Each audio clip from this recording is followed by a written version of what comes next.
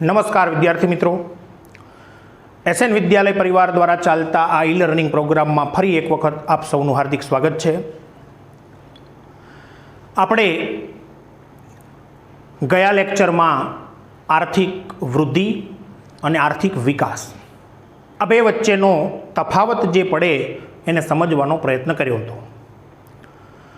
જો આશા રાખું છું તમે પ્લીઝ આજે અર્થશાસ્ત્રના જે ટોપિક ચાલી રહ્યા છે અને આવવાના છે કંટાળો ન લાવવો।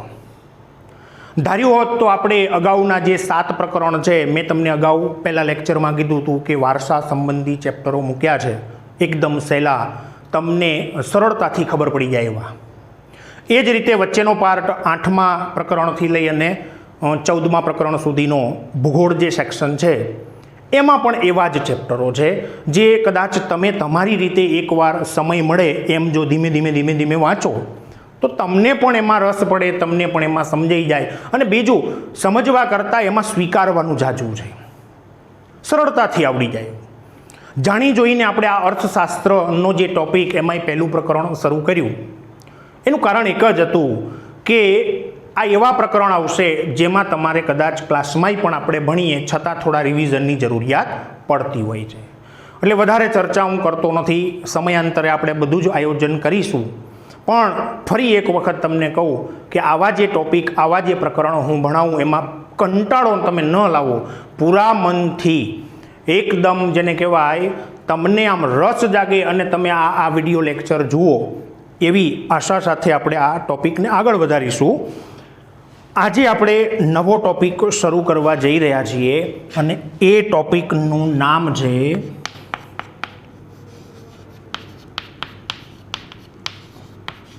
વિકાસશીલ અર્થતંત્રના લક્ષણો। હવે વિકાસશીલ અર્થતંત્રના લક્ષણો આ શબ્દ તમે જુઓ અગાઉના લેક્ચરમાં આવ્યો હતો। ક્યાં?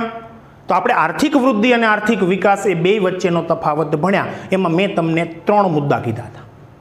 પહેલો મુદ્દો શું હતો? વિકાસની પ્રક્રિયાને આધારે એ બે વચ્ચેનો તફાવત। બીજો મુદ્દો શું હતો?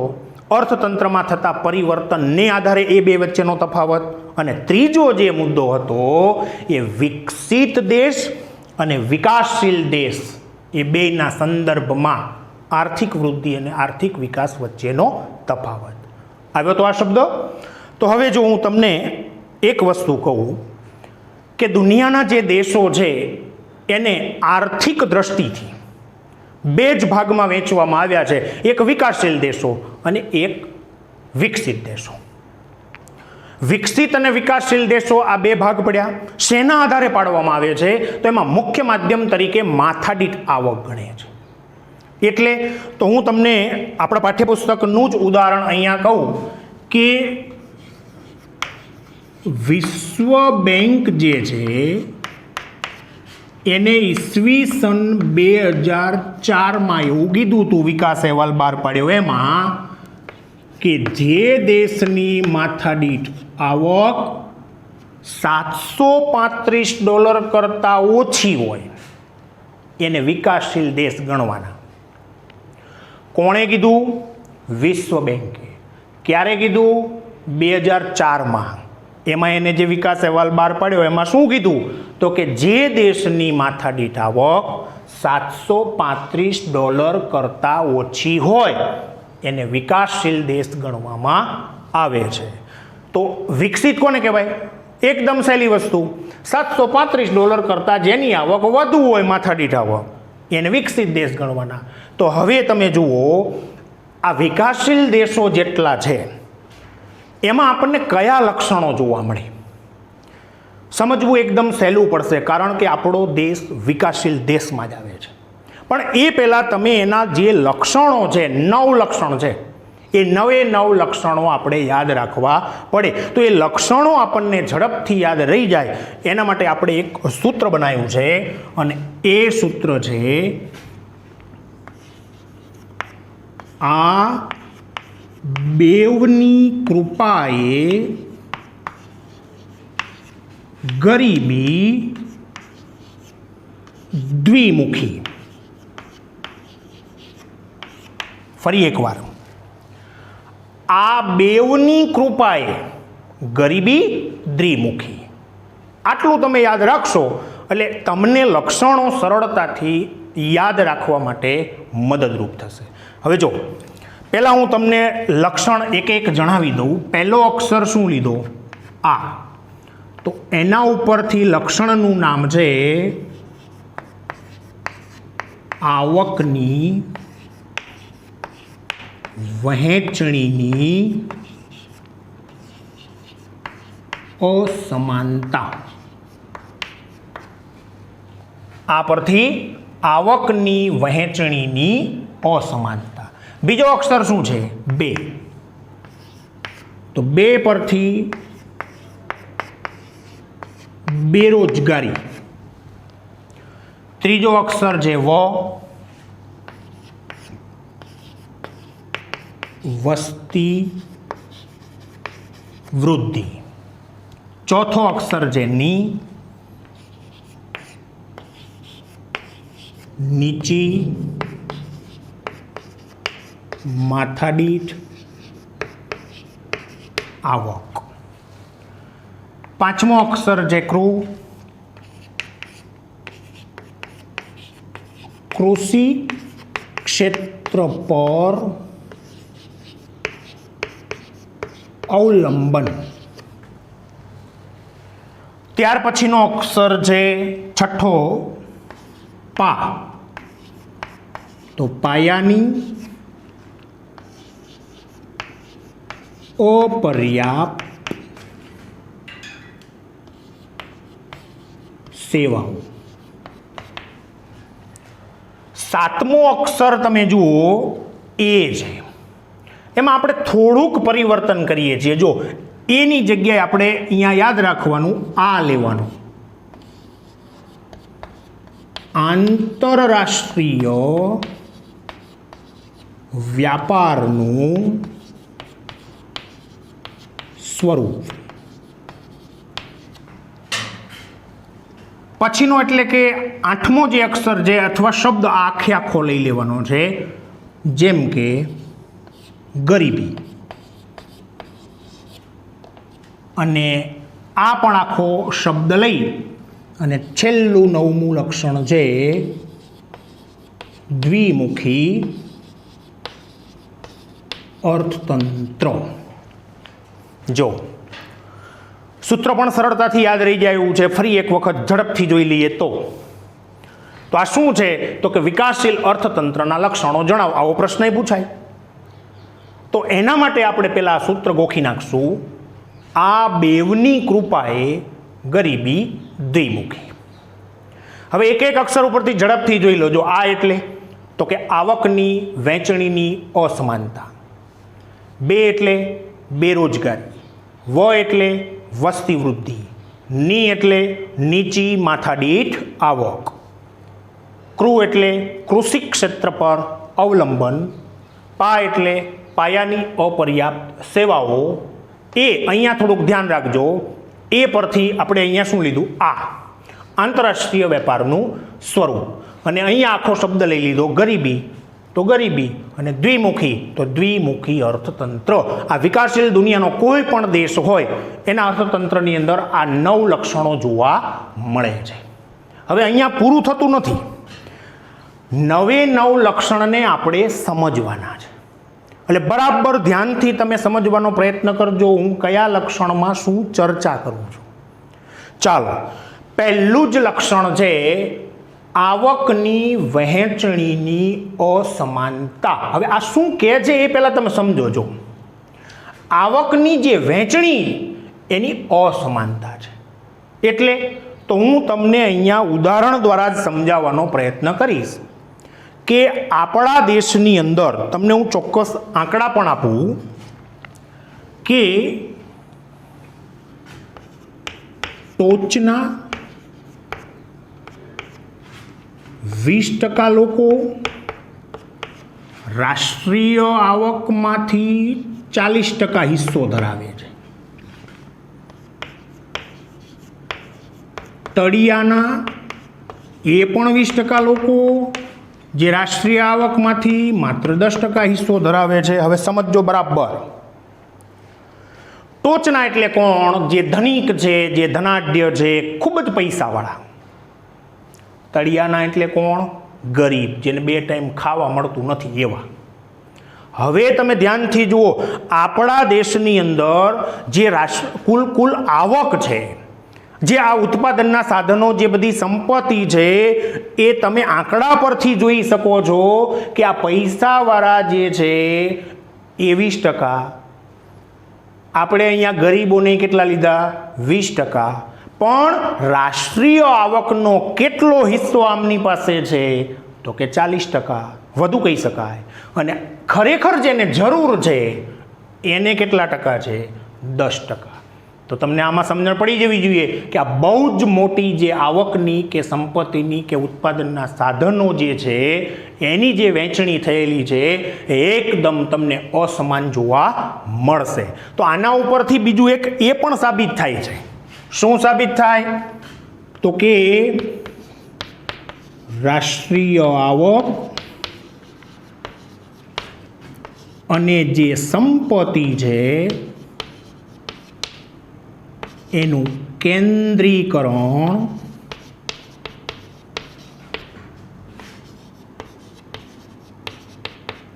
ધનિકોમાં થયેલું છે. વાક્ય સમજો. આવક અને સંપત્તિનું કેન્દ્રીકરણ ધનિક પાસે છે અથવા એની પાસે થયેલું છે. આનો અર્થ એકદમ સિમ્પલ તમને સમજાય એવી ભાષામાં કહું તો આપણા દેશમાં મોટાભાગની આવક, મોટાભાગની સંપત્તિ પૈસાદાર લોકો પાસે છે. હવે આવડી મોટી અસમાનતા દેશને નુકસાન કરતા સાબિત થાય છે. આ લક્ષણ વિકસિત દેશોમાં તમને આટલું બધું જોવા મળતું નથી. રેડી? હવે જુઓ, બીજા નંબરનું લક્ષણ શું છે? બેરોજગારી. બેરોજગારી એટલે શું એ તમને મારે 17મા નંબરનું ચેપ્ટર છે આખે આખું ભણવાનું જ છે. બેરોજગારી અને ગરીબી, આ બે જ વિશે આખું ચેપ્ટર છે. પણ હવે ટોપિક આવ્યો છે તો મારે તમને સમજાવવું એ પણ ફરજમાં આવે છે. સામાન્ય રીતે આપણે બધા શું કહીએ છીએ કે જેને કામ નથી મળતું એ વ્યક્તિ બેરોજગાર ગણાય, પણ ખરેખર એ ચોક્કસ વ્યાખ્યા નથી. તમને એ વખતે કદાચ કામ લાગશે એટલે હું ઝડપથી પણ સમજાવવાનો પ્રયત્ન કરીશ. પહેલાં તમે એ સમજી લો કે બેરોજગારી એટલે શું. તો એમાં ધ્યાન રાખજો, એક પ્રવર્તમાન વેતન દર,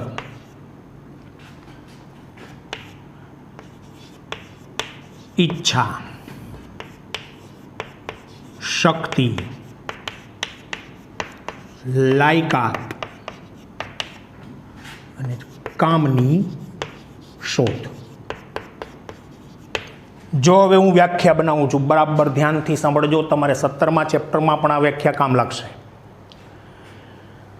પ્રવર્તમાન વેતન દરે કોઈ પણ વ્યક્તિ કામ કરવાની ઈચ્છા ધરાવે છે, કામ કરવાની શક્તિ પણ છે, કામ આવડે છે, મતલબ એની પાસે લાયકાત પણ છે, અને એ જ વ્યક્તિ કામની શોધમાં પણ છે, છતાં કામ મળતું નથી, એને જ બેરોજગાર ગણવામાં આવે છે. સમજાયું? એકદમ હજી એકવાર, તમે ગમે એક ક્ષેત્રમાં કામે જાઓ, દાખલા તરીકે કોઈ મજૂરી કામે જાઓ કે કારખાનામાં નોકરી, સ્કૂલોમાં નોકરી, ગમે કોઈ પણ વ્યવસાયને તમે ઉદાહરણમાં લઈ શકો છો. એનો એક ચોક્કસ વેતન મતલબ તમને જે પગાર મળવાનો છે એ એક દર ફિક્સ જેવું હોય. એ જેટલો પગાર મળે એ પગારે વ્યક્તિ કામ કરવાની ઈચ્છા છે, એને કામ કરવું છે એ પગારે, હાલો એને વાંધો નથી, એ કામ કરી શકે છે, મતલબ એ કામ શક્તિ ધરાવે છે કે એ કામની એની પાસે શક્તિ છે, કામ કરી શકે છે. જે કામ એને કરવાનું છે એની પાસે એની આવડત છે, મતલબ લાયકાત છે, અને પાછો એ વ્યક્તિ બેઠો નથી, એ કામની શોધમાં છે, અને છતાંય કામ નથી મળતું, તો એવા લોકોને બેરોજગાર ગણવામાં આવે. તો તમે સમજો, વિકાસશીલ જેટલા દેશો છે એમાં આ મહત્વનું લક્ષણ ગણવામાં આવે છે. અને આપણા દેશનું ચિત્ર અવારનવાર તમે છાપાઓ વાંચો, ટીવી સમાચારમાં જુઓ, વારંવાર આવે છે કે બેરોજગારીનું પ્રમાણ વધતું જાય છે. સમજાણું? હવે મેં અગાઉ કીધું એમ 17મા ચેપ્ટરમાં આપણે વિશેષ આના વિશે વાતો કરીશું, પણ બેરોજગારોનું પ્રમાણ વિકાસશીલ દેશમાં કેટલું હોય એનો એક આંકડો આપવામાં આવ્યો છે અને એ તમારે ગોખવાનો છે. એ આંકડો કેટલો છે? જો, કુલ શ્રમિક એના 3% કરતાં વધુ લોકો બેરોજગાર હોય. પરીક્ષામાં કદાચ MCQમાં કે ટૂંકા પ્રશ્નમાં કે ગમે તેમાં આવે તો કે વિકાસશીલ દેશોમાં બેરોજગારોનું પ્રમાણ કેટલું હોય છે, તો એ દેશના જે કુલ શ્રમિકો છે એના 3%થી વધુ લોકો બેરોજગાર જોવા મળે છે. અને તમને હું કહી દઉં, બેરોજગારી અલગ અલગ પ્રકારની હોય. મોસમી બેરોજગારી, પ્રચ્છન્ન એટલે કે છુપી બેરોજગારી, ઘણા બધા પ્રકારની બેરોજગારીઓ છે. એની પણ ચર્ચા આપણે 17મા ચેપ્ટરમાં કરવાની થાય છે, એટલે કોઈ જ ચિંતા કરતા નહીં. પણ અત્યારે તમારે આમાં ખાલી એટલું યાદ રાખવાનું કે વિકાસશીલ જે દેશો હોય એમાં બેરોજગારીનું પ્રમાણ વધુ જોવા મળે. બેરોજગારી એ મહત્વનું લક્ષણ છે આ દેશોનું. અને કેટલા બેરોજગાર હોય તો કે કુલ શ્રમિકના 3% કરતાં વધુ લોકો બેરોજગાર જોવા મળે છે. અને આ બેરોજગારી પાછી ટૂંકા ગાળાની નથી, લાંબા ગાળાની છે. તમારી જાણ ખાતર કહી દઉં, આઝાદી મળ્યા પછી સરકારના બેરોજગારી ઘટાડવાના અનેક પ્રયત્નો, અનેક ખર્ચાઓ, છતાં આજ દિવસ સુધી એક પણ વર્ષ એવું આવ્યું નથી કે અગાઉના વર્ષ કરતાં પછીના વર્ષે એક માત્ર બેરોજગાર ઘટ્યો નથી.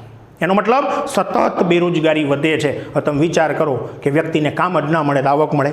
નહીં મળે. આવક જ ના મળે તો એની જીવન જરૂરિયાતની વસ્તુ એ ખરીદી શકે? નહીં ખરીદી શકે. એટલે ગરીબી આપણે જે વાત કરવાની છે હમણાં અહીંયા આવશે, ગરીબી પણ વધારે જોવા મળે. એટલે આ બીજા નંબરનું લક્ષણ આપણે અહીંયા શું સમજ્યા? બેરોજગારી. ત્રીજા નંબરનું લક્ષણ વિકાસશીલ અર્થતંત્ર અથવા વિકાસશીલ દેશોનું શું છે? વસ્તી વૃદ્ધિ. તો આપણે જુઓ, વિકાસશીલ જે દેશો હોય એમાં વસ્તી વૃદ્ધિનો દર ઊંચો હોય. કેટલો ઊંચો? તો અહીંયા પણ તમારે એક આંકડો ફરજિયાત યાદ રાખવાનો છે અને એ આંકડો છે 2% કે તેથી વધુ. મતલબ વિકાસશીલ દેશોમાં વસ્તી વૃદ્ધિનો દર કેટલો હોય છે? જવાબ 2% કે તેથી વધુ હોય. હવે તમે સમજો, આમાં ઘણી બધી ચર્ચા કરી શકાય એવું છે. વસ્તી વૃદ્ધિ એ દરેક સમસ્યાનું મૂળ છે. બેરોજગારી માટે એ જવાબદાર છે, ગરીબી માટે જવાબદાર છે, ઘણી બધી બાબતો માટે.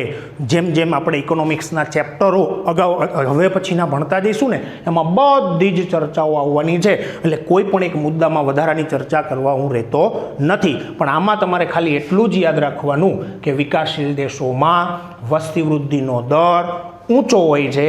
કેટલો? તો 2% કે તેથી વધુ. જો હવે ચોથા નંબરનું વિકાસશીલ દેશનું લક્ષણ શું કીધું? નીચી માથાદીઠ આવક. માથાદીઠ આવક આપણે 2 વખત ચર્ચા કરી ગયા કે દેશની કુલ આવક એને દેશની કુલ વસ્તી વડે ભાગતા જે આંક મળે એને માથાદીઠ આવક કહેવાય. તો આ વિકાસશીલ દેશોની માથાદીઠ આવક નીચી હોય છે. કેમ નીચી હોય છે? તો તમને હવે સમજણ પડી જવી જોઈએ કે આ વિકાસશીલ દેશમાં થાય શું. જો, રાષ્ટ્રીય આવકનો જે દર છે એ ઓછો હોય, વસ્તી વૃદ્ધિનો દર વધુ હોય. તો આનું પરિણામ શું હવે? વ્યાખ્યા તો સમજાય છે ને? એટલે આ તમને સરળતાથી ખબર પડી જાય કે આ વિકાસશીલ દેશમાં રાષ્ટ્રીય આવક ઓછી હોય, વસ્તી વૃદ્ધિનો દર વધુ હોય. તો આપણે કીધું હતું કે આને આના વડે ભાગો એટલે માથાદીઠ આવક મળે. તો સિમ્પલ એકદમ વસ્તુ છે કે એના પરિણામે માથાદીઠ આવક જે તે વિકાસશીલ દેશની કેવી રહેશે? એકદમ નીચી રહેશે. અને નીચી માથાદીઠ આવક જો હોય તો એનાથી લોકોના જીવન ધોરણ પાછળ કરવામાં આવતો ખર્ચ પાર પાડી શકાતો નથી. ટૂંકમાં લોકોનું જીવન ધોરણ એના કારણે નીચું રહેતું હોય છે. ચોથું લક્ષણ સમજાઈ ગયું? ચાલો, 5મા નંબરનું લક્ષણ છે કૃષિ ક્ષેત્ર પર અવલંબન. સમજો બરાબર આ મુદ્દાને. કૃષિ ક્ષેત્ર પર અવલંબન એટલે શું? ખેતી ઉપર વધુ આધાર. સમજી ગયો? હવે હું તમને અહીંયા આંકડા દ્વારા સમજાવવાનો પ્રયત્ન કરીશ, પણ તમે કદાચ જાણો જ છો કે દુનિયાનો દેશ કોઈ પણ વિકાસશીલ દેશ હોય, આપણો દેશ વિકાસશીલ દેશ જ છે, તો આપણે આપણી ખબર હોવી જોઈએ કે આપણા દેશમાં મોટાભાગના લોકોની આર્થિક પ્રવૃત્તિ મતલબ પૈસા કમાવાની પ્રવૃત્તિ કઈ? તો જવાબ મળે ખેતી. સમજાણું? પણ અહીંયા આંકડા આપ્યા છે. કયા આંકડા? તો જો રોજગારી 60%, રાષ્ટ્રીય આવક